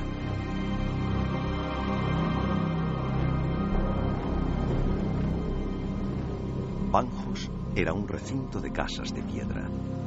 Vivían en ella 3 docenas de labradores, gente humilde acostumbrada a faenar duramente en el campo de sol a sol, a cuidar la tierra y a pastorear el ganado que les daba para vivir. Todo transcurría con normalidad, hasta que en aquella jornada una tremenda explosión sonó en mitad del monte, un estruendo seco que los llenó de miedo. ¡He encontrado algo! ¡Venid todos! He encontrado algo cerca del Pico de los Lobos. ¡Rápido! Manuel Iglesias fue el primero en alertar al grupo de personas que aún se encontraba en el pueblo, resguardándose de la repentina tormenta. En fila india, ascendieron por los riscos siguiendo sus indicaciones, y ante la profunda boca de una cueva se detuvieron. No temáis. Dentro hay gente. He visto a 2 personas moviéndose. Acompañadme. Presos de un temor reverencial, los hombres y mujeres de Banjos fueron entrando poco a poco en la gruta, encendiendo teas y antorchas con aceite. Daba la impresión de que algo había estallado allí dentro, pues una densa humareda lo envolvía todo. Allí están. Miradlos. ¿Veis cómo no os mentía? Instintivamente las mujeres quedaron atrás, acurrucadas en sus ropajes negros, y los hombres cogieron firmemente sus hoces y azadas. Al aproximarse unos pasos más, su tensión se relajó al ver aquello.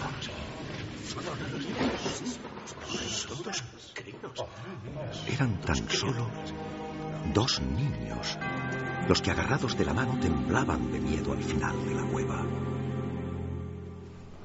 Estimados amigos, jamás me he encontrado con un caso semejante. Esto es inaudito. Por un lado no sé cómo actuar y por otro pues, me avergüenza llamar a mis superiores. Pero ¿quién iba a creer que nos está pasando esto? Que suban esos 2 niños al despacho. Don Ricardo Calvo, juez de paz de la comarca, no podía dar crédito a lo que le contaban. Sabedor de la seriedad de aquellas gentes, no dudó en citar a los 2 misteriosos muchachos encontrados tras la explosión dentro de las entrañas de la tierra. Pero esto es increíble. Virgen Santísima. ¿Quiénes sois? Cuando el alguacil llevó a las 2 criaturas ante el orondo juez, este estuvo a punto de caer de bruces al suelo por la impresión. Detrás de las 2 enigmáticas figuras, el campesino Manuel Iglesias sonreía ufano. Como yo no le mentí a don Ricardo. Ve cómo es verdad todo lo que le dije. Esto no puede ser. ¿Qué clase de pigmentación es esa, alguacil? Hemos restregado y frotado con jabón y no se va. No hay manera. Los ha examinado don Cristóbal durante horas. Si lo desea, le mando llamar. Ahora mismo. ¿Y vosotros, pequeños, de dónde habéis venido? ¿Qué? ¿Acaso no sabéis hablar? Efectivamente, aquellos dos niños no podían pronunciar una sola palabra. El tono verde de su piel y sus ojos grandes del mismo tono habían sorprendido al viejo médico, que subió las escaleras mesándose los cabellos. Don Ricardo, esto parece obra de magia. Los muchachos, excepto por su color, son igual que cualquiera de nuestros chicos. El de la derecha es una niña y el de la izquierda un niño. Exteriormente son idénticos. La boca es como la nuestra. Eso sí, le informo de que no han querido probar bocado hasta que uno de mis ayudantes trajo unos tubérculos y judías. Eso es lo único que han ingerido. ¿Se tratará de alguna misteriosa enfermedad, don Cristóbal? Imposible. En todos mis libros no vienen unos síntomas de este tipo. Además, no tienen huellas dactilares. Miren sus dedos completamente lisos. ¿Y se ha fijado en la extraña ropa que portan? Los dos niños, que aparentaban unos 7 u 8 años, vestían sendos monos plateados de una pieza, brillantes, sin aberturas, cordeles ni cremalleras, algo que en aquellas tierras jamás se había visto. ¿De dónde habéis venido, muchachos? La pregunta la repitieron día y noche sin obtener ninguna respuesta de aquellos que, ingiriendo solo unas pocas verduras, miraban con sus grandes ojos extrañados todo lo que sucedía a su alrededor, sin soltarse de la mano ni por un momento. En el pueblo, mientras tanto, había un auténtico debate.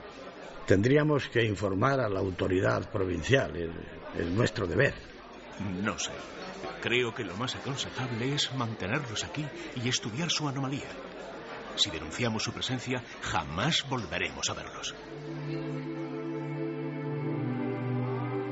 Por increíble que parezca, fueron pasando las semanas y llegó la primavera. Los niños de Banjos, adoptados por la pequeña aldea, se interesaban por todo a pesar de no poder hablar. Sentían curiosidad ante todo lo que les rodeaba y observaban atentamente a plantas, animales y personas. El 21 de marzo respondieron por vez primera a la gran pregunta. Y lo hicieron a su manera, en mitad de la pequeña plaza del pueblo, señalando al cielo, apuntando con sus manos a la inmensidad de las estrellas, como queriendo indicar el lejano lugar de donde procedían. Son niños de otra tierra perdida en el espacio, señor juez. Lo están diciendo. A lo mejor llegaron en un cometa de esos. Esto es tan extraño. ¿Y cómo llegaron hasta esa cueva de la sierra? ¿No se da cuenta que todo esto es un disparate en sí mismo? Cuentan que aquella misma noche los dos hermanos, venidos de alguna parte, sonrieron por vez primera. Sus dientes pequeños y blancos asomaron a través de sus labios verdes y finos. Quizá querían agradecer el buen trato de aquellas nobles gentes que siempre, cada tarde, les traían agua y verduras, pues aquella parecía ser la única dieta que aceptaban. A eso de las 12 de la noche, subieron al pico de los lobos con todo el pueblo tras ellos. Llegados a la boca de la cueva, los dos chiquillos cogieron una rama y dibujaron en la tierra, como queriendo dar a entender un mensaje en clave. Trazaron un círculo y otros 3 más pequeños alrededor. ¿Lo ve, señor juez? Eso significa, a mi parecer, que proceden de un mundo lejano que posee 3 soles. Esto es maravilloso. Pero ¿os vais a marchar? ¿Nos vais a dejar aquí? Quizá, amigo Manuel, su misión ya ha terminado. Han observado nuestros trabajos, nuestra alimentación, nuestro rudimentario modo de vida. Seguro que han tomado buena nota de todo y ahora deben terminar su trabajo. Yo no quiero que os marchéis. Os queda mucho por ver. No os vayáis, amigos. A las palabras sinceras de Manuel Iglesias, el hombre que los encontró, los niños de Banjos respondieron de un modo distinto. Sonriendo se acercaron a él y le pusieron la palma de la mano en la frente durante unos instantes. El noble campesino estaba afligido de emoción. Eso debe ser un saludo de despedida en su planeta. Un adiós y un agradecimiento. ¿Lo ve? No puedo ir con vosotros. No me podéis llevar a vuestro mundo. A las súplicas de Manuel, los chicos no quisieron responder.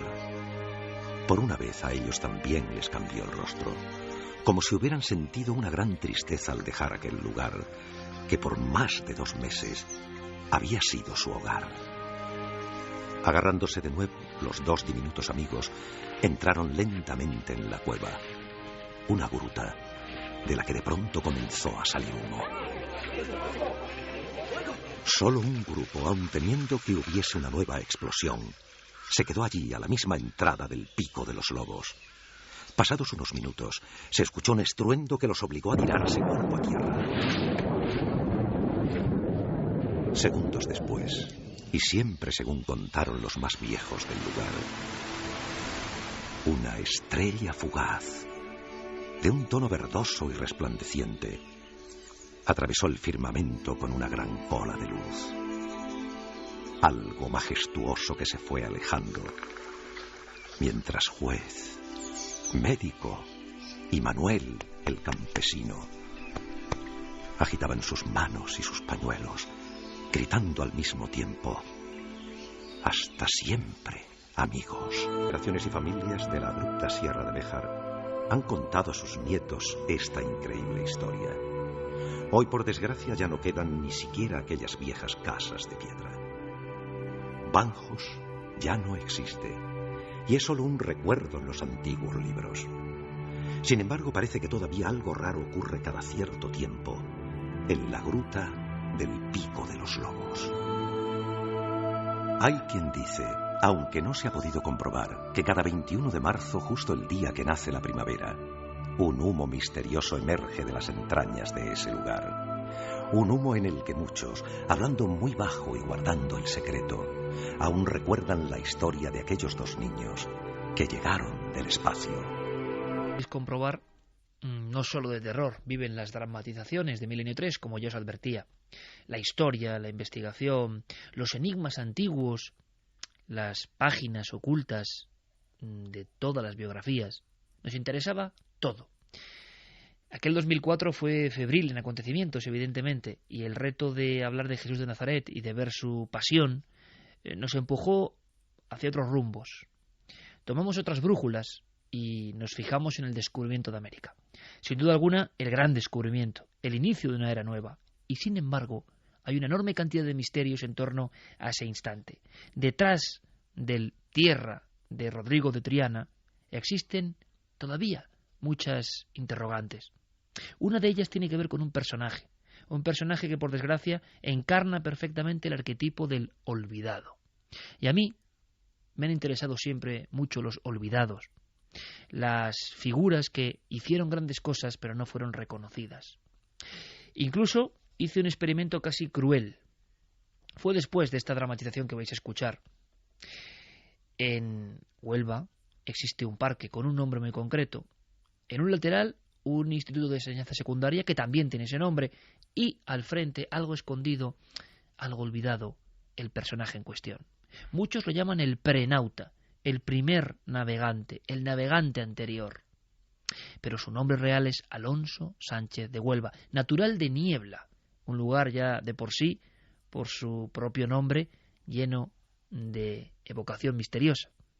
¿Qué le pasó a este viajero para que hoy apenas nadie lo recuerde, y sin embargo en la ciudad de Huelva, en la ciudad del descubrimiento, en la ciudad donde todo empezó a surgir, todo se pergeñó, casi nadie lo recuerde, pero al mismo tiempo existan esas esculturas, ese parque y ese colegio? La experiencia que os digo, yo la tengo grabada en la memoria. Entrevistamos a muchas personas onubenses prácticamente a la misma vera de esa efigie de piedra de Alonso Sánchez de Huelva. Y preguntábamos por el prenauta, por Alonso Sánchez, por el primer Colón. Y os puedo decir que el 90% de las personas no sabían de quién estábamos hablando. Creo que luego todo cambió. Esta dramatización, un programa excelente de Planeta Encantado de JJ Benítez y después el tratamiento en televisión, creo que han dado por fortuna nueva luz a la figura del prenauta. Estoy seguro que muchos curiosos se acercaron a esa figura un poco rechoncha, valga la redundancia, a esa efigie un poco desvencijada, porque al parecer incluso este navegante tenía pupas, tenía la piel agrietada, venía con extraña enfermedad realmente de otro mundo. Este hombre fue prácticamente un cadáver casi, un moribundo, que apareció en la playa y fue recogido por Colón. Queda amplia documentación sobre todo esto, e investigadores como Manzano y Manzano y otros doctores y catedráticos creen que fue la persona que habló a Colón de una tierra desconocida y que dio planos concretos a Colón o rutas a seguir hacia ese otro umbral que nadie había atravesado, excepto él. Él con un grupo de marineros arrojados por la tempestad. En el origen fue todo en Canarias y fueron yendo arrastrados por la madre naturaleza, acabaron al parecer en ese mundo absolutamente prohibido. ¿Qué mundo era aquel? ¿Era América? Colón creyó que sí. Sobre esto se ha escrito mucho, pero se ha dramatizado muy poco.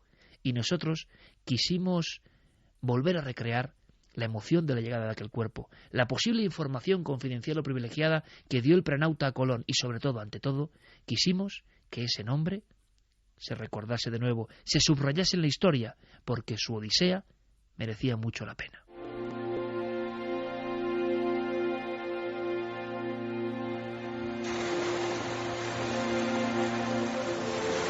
Mucho antes de la gloria y la inmortalidad, mucho antes de que se alzasen esculturas en las que se señalaba con el dedo índice hacia un nuevo mundo, mucho antes incluso de su primer viaje, el mercader Cristóbal Colón veía atardecer en las playas desiertas de la isla portuguesa de Porto Santo. En no pocas ocasiones habían arribado hasta las rocas maderos con extrañas inscripciones y troncos primorosamente tallados por manos desconocidas. En una ocasión incluso llevó un cadáver de aspecto misterioso. ¿Qué es eso? Parece un cadáver. No, no parece. Es un cadáver. Apártense. Solo lo están acercando a la playa. Apártense, he dicho. Dios mío, es horrible. ¿Qué opina, doctor? Este hombre lleva muerto mucho tiempo. Tiene la carne podrida. Sí. Este cadáver habrá pasado semanas o incluso meses a la deriva. Pero mire, doctor, fíjese en el rostro. No parece un cristiano. ¿Tal vez un chino? ¿Quizá un hindú? Cierto es, don Cristóbal, que este individuo llega de muy lejos. Y esta tez tan oscura, esta cara ancha y sin barba... No sé qué pensar. En fin, ayúdeme, sostenga esta tenaza un momento. Tengo que perforar por aquí.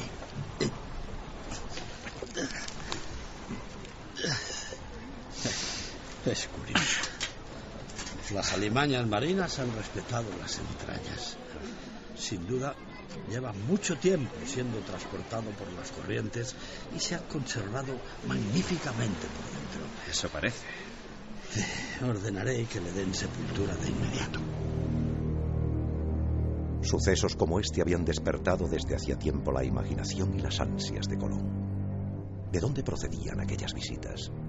¿Acaso había tierras fuera de los mapas conocidos y al otro lado del mar tenebroso? En la taberna, al caer la noche, los marinos siempre le hablaban en los mismos términos, fascinados, se diría que casi embrujados por una posibilidad digna de la leyenda. Le doy mi palabra de que hace un mes, viajando como piloto del rey, navegando a 450 leguas al oeste del Cabo San Vicente, recogí un madero de embarcación que los vientos traían de poniente. Por lo tanto, aquello procedía de tierras existentes hacia el oeste. Y eso es tan verdad como esta jarra de vino. No miente. Yo mismo, hace ya 15 años, pude ver en la misma zona unos barcos lejanos que transportaban cañas gruesas. Unas cañas andadas que flotaban en el agua y que nunca aquí se han visto. A lo lejos, en la cubierta, allí a esa gente de menuda estatura y la piel tostada, sin barba, como el desgraciado que llegó al atardecer hasta la playa. ¿Y cómo no fue hacia ellos, amigo Pedro? Quite. Se alejaron a gran velocidad. A lo peor, temerosos de mi vida. Se fueron delante de mis ojos rumbo al oeste. La obsesión de Colón, extraída quizá de algunos libros prohibidos que había podido consultar en Italia, era viajar al este por el oeste, inaugurando una ruta jamás explorada a través del océano, una vía prohibida que demostrase la posibilidad de llegar a la tierra de las grandes riquezas, a una parte desconocida del inmenso continente asiático que ya intuyó Marco Polo. ¡Don Cristóbal! ¡Don Cristóbal, tiene que venir! Una barcaza se ha estampado contra el espigón. Hay varios muertos. ¡Rápido, don Cristóbal! Apenas había comenzado el mes de marzo de 1479, cuando un accidente aparentemente fortuito iba a cambiar de raíz la vida de Colón, y quién sabe si de la propia historia de la humanidad. Por favor, no puedo hacerlo solo. Ayúdame con el herido. Cuidado al cogerlo. Sí, Dios. Tranquilícese. Dios, tiene la pierna tronzada con el madero. A ver, tiren por aquí. Pero mucho cuidado, estoy por muy aquí, malherido. despacio. Lento con la cabeza. Con cuidado. Vamos, poco a poco. Era el único superviviente de aquella embarcación que también venía arrastrada desde el oeste. Quizá por esa circunstancia, el almirante asistió intrigado y en silencio a la escena. El doctor y un grupo de muchachos arrastraron hasta la orilla a un hombre barbado, vestido con una especie de túnica de lino blanco. Dios. ¡Ayuda!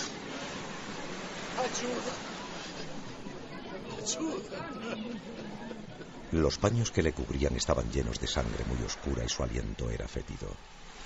Por unos días, la isla se volcó con el inesperado visitante, que fue acomodado en la casa de Colón. Todo el cuerpo estaba lleno de bubas y costras de aspecto siniestro. A decir verdad, nadie apostaba por la vida del enigmático viajero. No se lleve a engaño. No puede durar más que unos días. ¿Cuál es su opinión, doctor? Tiene un mal que espero no sea contagioso. Es algo extraño, como si la sangre se le hubiese podrido cual animal muerto a la intemperie. Mi consejo es que no permanezca aquí por más tiempo. Creo que puede ser peligroso y... Basta. Ya le he dicho que este hombre se quedará aquí hasta que Dios le haga la última llamada. Y sepa que ese mal no me inquieta lo más mínimo. Pero, don Cristóbal, ¿realmente cree que un enfermo que agoniza le puede dar información valiosa para sus estudios? Por cierto, esa ropa de lino que lleva debería ser quemada de inmediato. Aquí no se va a quemar nada de ese enviado.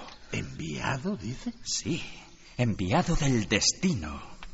Y en el momento justo. Por el amor de Dios. A ver si este mal propaga la locura y el delirio y ya le está afectando. No. Usted sabe como yo que este hombre y el resto de su tripulación muerta venían de muy lejos, de un lugar donde no puede llegar nadie, a no ser que mi teoría esté en lo cierto. Pero déjese de teorías. Aquí lo único que hay es un piloto castellano, o vizcaíno o portugués, lleno de llagas y bubas que revientan. Esto puede ser un foco infeccioso maligno para toda la isla. ¿Comprende? Le aseguro que lo que pueda revelar este hombre es mucho más importante que su enfermedad. Además, le noto algo mejor. Me ha cogido confianza e incluso ayer de madrugada me confesó su nombre. ¿Y se puede saber? Sí, se puede saber. Se llama Alonso Sánchez, de Huelva, y ha llegado aquí desde una tierra tan lejana que ni siquiera cabría en nuestros mapas. Y ahora, doctor, si no le importa, déjeme solo.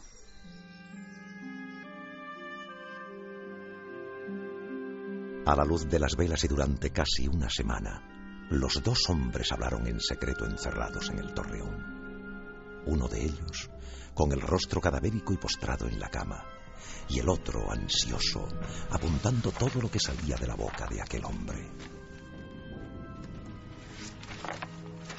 Amigo Alonso, trata de recordar. Me hablabas de la gran tormenta. Vamos, haz un esfuerzo. Íbamos cargados de frutas y maderas. navegando por el Golfo de Guinea. Y entonces el cielo se convirtió en un infierno. La mar, quizá enfurecida por nuestra codicia, nos fue llevando hasta un territorio desconocido para nosotros. Durante semanas, perdida ya la noción del tiempo, vimos unas rocas gigantes y unos chorros de agua y vegetación. Y allí hincamos las rodillas. La mayoría ya habían muerto de frío y hambre. Calma, Alonso, calma. El extremo de Asia, sin duda. ¿Y visteis a sus gentes? ¿Y las casas con techos de oro macizo? Perdone, pero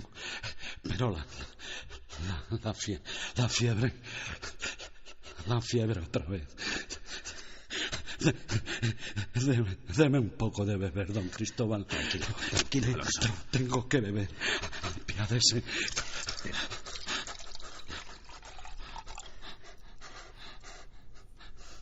Tómala con cuidado. Así, tranquilo. Debes contarme todo con detalle, para que así yo pueda realizar ese mismo viaje. Debes acordarte de todo lo posible, querido Alonso. Ninguno de los dos podía saberlo, pero el mal que aquejaba a aquel prenauta era la sífilis, una enfermedad devastadora que llegó a Europa en 1493 y que afectó a navegantes ilustres como Martín Alonso Pinzón.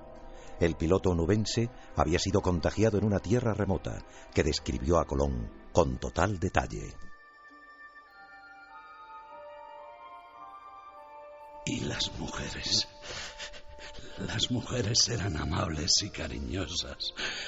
Yacían con nosotros y nos consideraban dioses, enviados. Hasta que empezamos a sentir este dolor y nuestro cuerpo se recubrió de granos y bultos.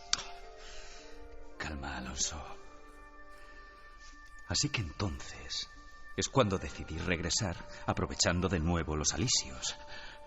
Antes habíamos encontrado una mina de oro y vimos las casas de caña y hablamos con los habitantes de esa tierra mediante señas. ¿Y cómo eran? ¿Cómo eran ellos? En verdad no se parecían a los chinos, ni a lo que nos han contado de los asiáticos. Eran otra cosa, otra raza. Eso obedece, amigo Alonso, a que es la parte más alejada y, por norma, la fisonomía de estas gentes debe ser completamente distinta. Sí, así lo he leído yo en la cosmografía de Ptolomeo. A 750 leguas de las Canarias, siempre al rumbo oeste, encontramos un archipiélago. Unas islas que parecían el mismo paraíso terrenal. Y allí quisimos quedarnos para siempre, hasta que esta maldición, este fuego en las entrañas, esta enfermedad, nos obligó a partir. Calma, Alonso.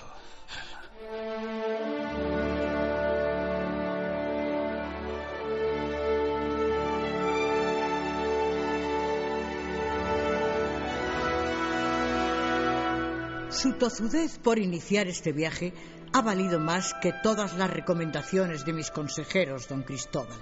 Le felicito. No sé qué nos llegará de esas tierras, si el oro que me promete o más problemas. Lo único cierto es que le deseo que Dios le acompañe en esta desconcertante aventura. Habían pasado 13 años y en la Granada recién reconquistada, Isabel y Fernando firmaron las capitulaciones de Santa Fe, por las cuales el antaño fracasado navegante se convertiría en almirante de la mar océana. Se rubricaba así un poder casi infinito en todas las tierras que fueran descubiertas, un poder y una gloria que jamás aquel hombre hubiese soñado. Almirante, hay algo que no me resisto a preguntarle de nuevo. Usted dirá, Alteza. ¿Cómo se puede tener un conocimiento tan preciso de valles, minas, montañas y ríos de un lugar en el que nadie ha estado jamás? A día de hoy nadie sabe qué contestó Colón. Nadie sabe si le habló de aquella lejana visita de un moribundo en las playas de Porto Santo, o si le enseñó el puñado de pergaminos con mapas y dictados de aquel hombre barbado. Nadie sabe siquiera si aquel prenauta fue enterrado en la isla o arrojado de nuevo a lo más profundo de la mar, de donde llegó. Lo único cierto es que al pisar su carabela y al ordenar izar las velas, dispuesto a iniciar una de las grandes gestas de la humanidad, alguien vio cómo Cristóbal Colón besó disimuladamente un trozo de tela blanca de la que jamás hasta el día de su muerte se separó. Un trozo de lino blanco con 3 manchas de sangre oscura a modo de secreto amuleto.